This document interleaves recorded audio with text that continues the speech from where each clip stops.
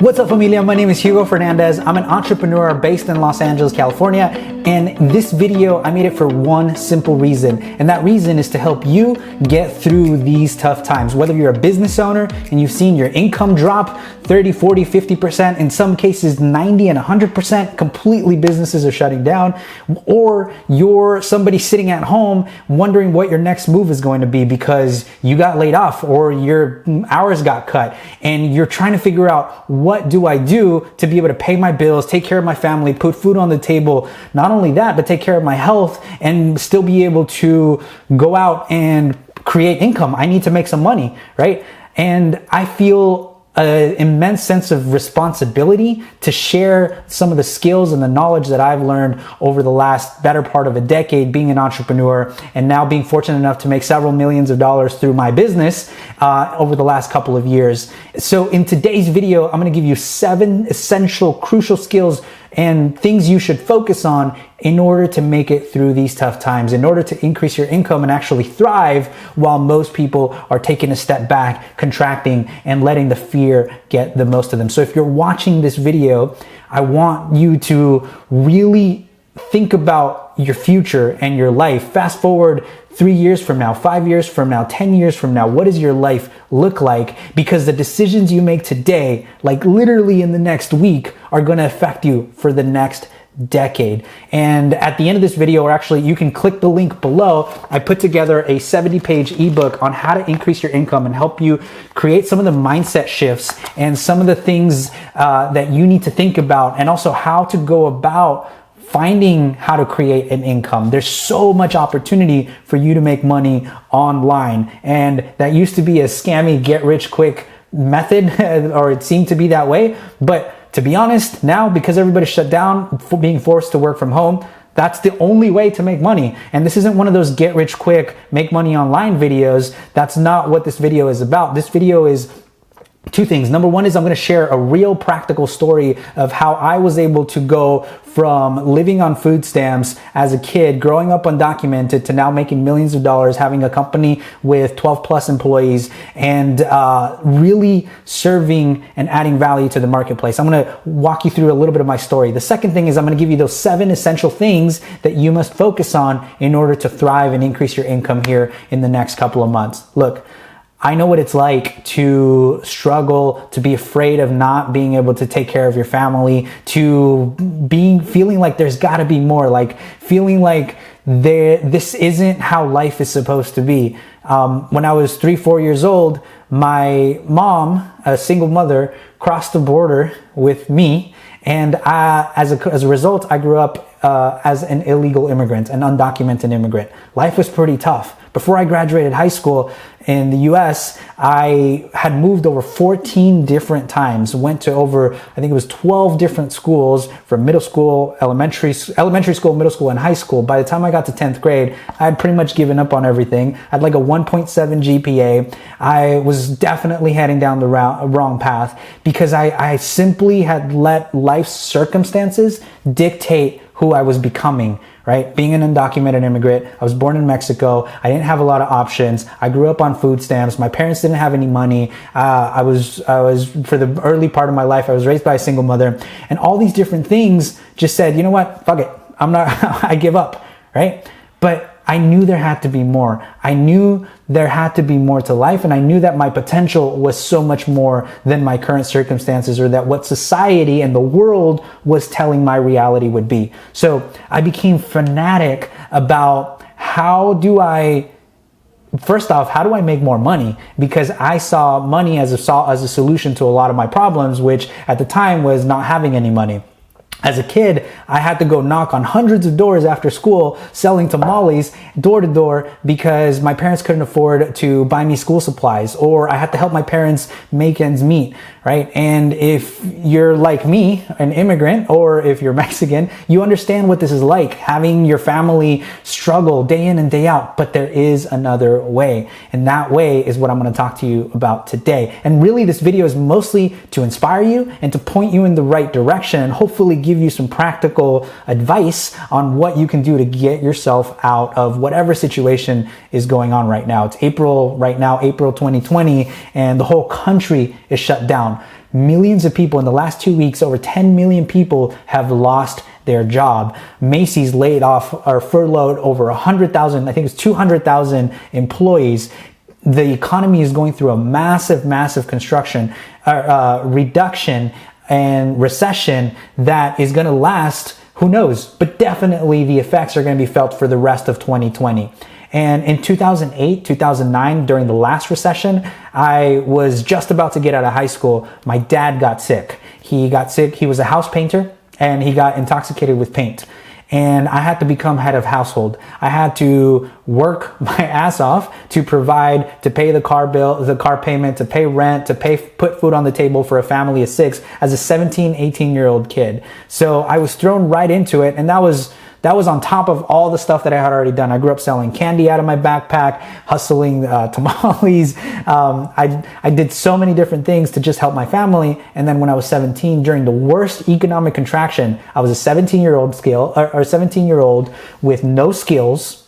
And I was undocumented, which meant I couldn't really go get a job. So I had to figure out, how do I take care of my family? How do I put food on the table because my parents are counting on me, right? I was fortunate enough that throughout my childhood, we had a strong family. And even though food was always an issue, we always had food on the table. I grew up on food stamps, so like there was always some food to go around. So I wasn't hungry. I did not have a roof over my head, and I had both parents in a family. So I had those blessings. But other than that, we didn't have much else, and it was always a struggle. My dad never made more than $14 an hour. He only made it to 3rd grade in elementary school. So that's the guy who raised us.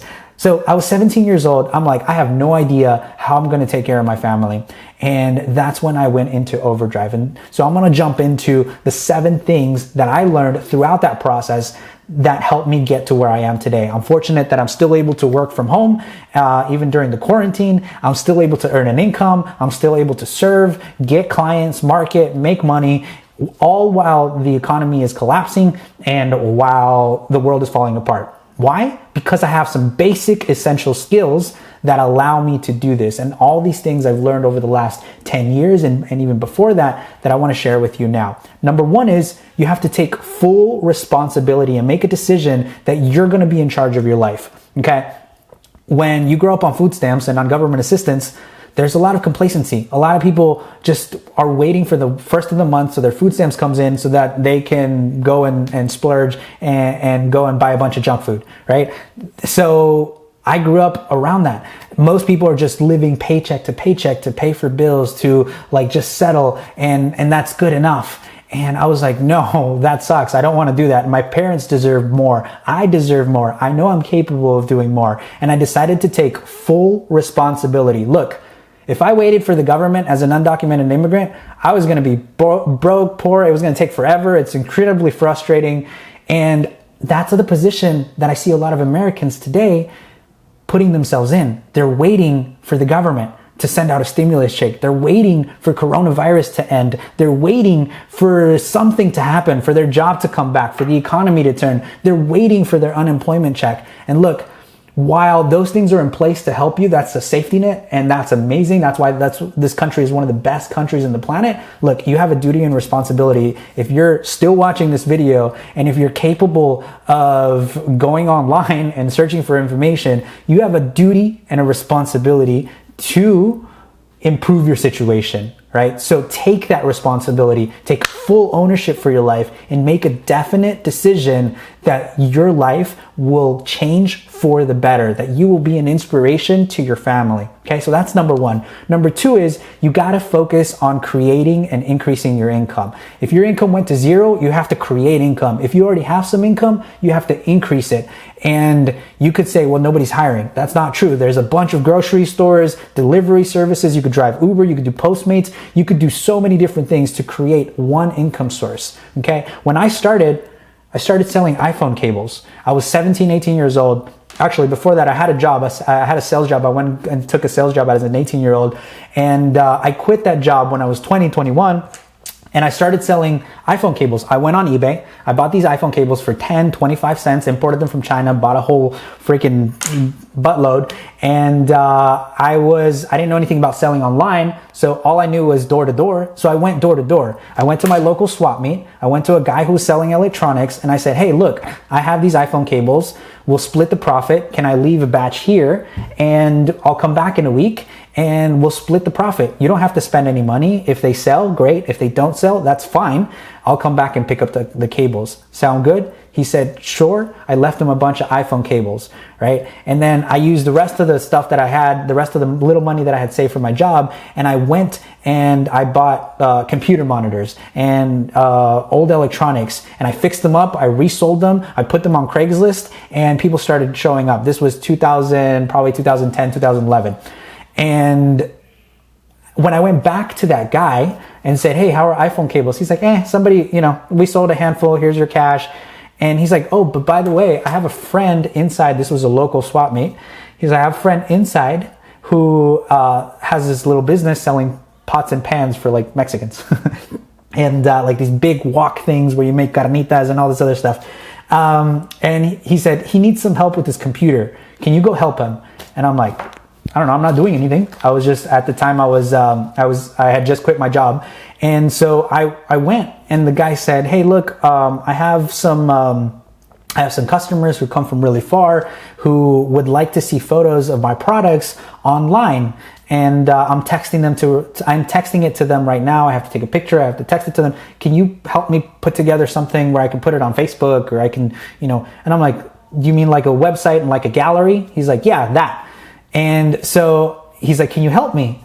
And I said, sure. I had no freaking clue how to build a website. I had never built a website in my life. Except for in middle school, I took a little bit of computer class and we learned a little bit. But I'm like, I'll figure it out. My computer had software for building a website. I watched a bunch of YouTube tutorials. I built him a website. I charged him $800. Point of this story is I started peddling 25-cent iPhone cables and I turned into an $800 client. That $800 client then referred me to his friend who had a little shop next door, and I charged him $1,200 for a website. And then the next guy, he referred me to another one, I charged her $3,000. The one after that, $6,000. Now we sell projects for $25,000, $30,000, just a project, and we also sell contracts for over $100,000. Okay, so I went from selling 25-cent iPhone cables to having a multi-million-dollar business selling six-figure packages and five-figure packages of services to these business owners. What I do is not super important. The point of this story is, regardless of where you're at, start somewhere. Focus on increasing your income. For me, that meant getting a job, investing some of my savings into buying iPhone cables, and then just saying yes to every opportunity that came, right? It was the actual job that I mentioned was I was selling cars. I don't know if you remember in 2008, 2009, but car companies were going bankrupt. So I was selling cars in the worst economy and then car companies who were manufacturing my cars, they were going bankrupt. But I was fortunate that I pivoted to a small dealership, and that small dealership sold $5,000 cars, $6,000 cars. And so people who were buying new cars now came and bought a $6,000 car, or people still needed the reliable, simple, clean transportation. And that's what I was doing back then. So anyway, point of this is, wherever your circumstance is, focus on increasing your income. That was tip number 2. Increase your income. There's so many different ways, and I put together a 70-page PDF on a bunch of those things. But point number 3 is, once you have an income stream, whether that's your job or whether that's your side hustle, figure out how to turn that into a business. Because I couldn't keep selling iPhone cables and computer monitors and selling websites and doing all this other random stuff. At some point I had to focus. And that is where learning about business and entrepreneurship comes into play. Look, a business is really people buying and selling, okay? A recession is a contraction in economic activity. The economic activity is people buying and selling, right? You probably are spending less money right now because you're afraid to go out, just simple. You're not eating at restaurants. You're not going to the gym. You're not going to the movies. You're not going to the mall. That is a recession. That is going backwards in economic activity. The way you combat that as an individual is you push. You keep pushing and creating more value to the marketplace, right? So there's really two ways to structure a business, or there's really two kind of types of businesses. One is a product business and one is a service business. I run a service business, right? Clients hire us to provide a service that they find valuable, and we deliver that service, we earn money. There's also a product business, which is the iPhone cable example, or the candy example, or the tamale example, or the cars. Doesn't matter what you're selling, there's a product. Okay, you can create your own products, or you can find other products to sell. So that's skill number 3, is figuring out, understanding those basic dynamics of buying and selling and what product or service you're going to focus on, and then picking one of those to create a business around it. That's the American dream, is an opportunity, is turning a negative into a positive, taking nothing and turning it into something. I believe entrepreneurs are wired to solve problems. And if you can help people solve enough problems in the world, you can make the world a better place, right? So the way you do that is by providing products and services that are valuable and selling that. And that is tip number 4, is you have to master and learn sales. I was fortunate, mostly by necessity, to understand and learn selling. For me, it was as simple as knocking on a door.